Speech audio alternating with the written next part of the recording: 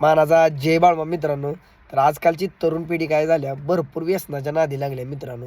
तर माझं तुम्हाला एकच सांगणं आहे मित्रांनो, व्यसन फक्त करू नका, कुठल्याच प्रकारचं व्यसन तुम्ही करू नका.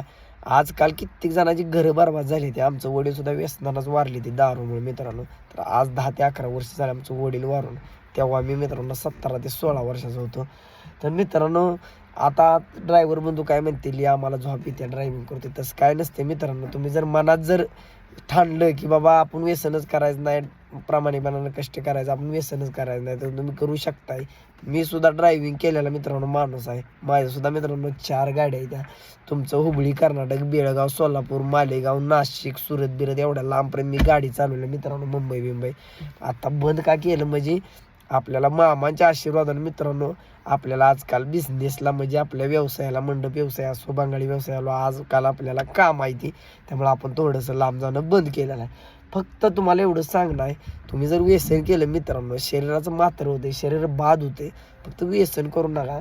आणि बाळूमाची मेंढी माऊची वर्षात एकदा सेवा करा, बाळूमाची भक्ती करा, नामस्मरण करा. तुम्हाला आयुष्यात कधीच काही कमी पडणार नाही.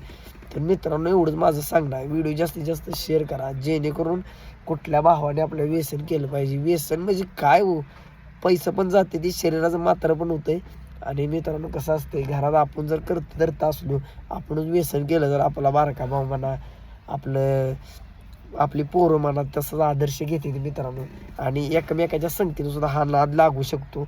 आणि संगत ठेवा, संगत चांगली ठेवा. आणि संगत जर वाईट असली तर ते आपल्या मनावर राहते की सवय लावून घ्यायची का नाही घ्यायची. त्यामुळे मित्रांनो तुम्ही संगत पण चांगली करा, प्रामाणिक मनावर कष्ट, बाळूमाची मेंढी माऊची सेवा, बाळूमाची भक्ती. मानाचा जय बाळू.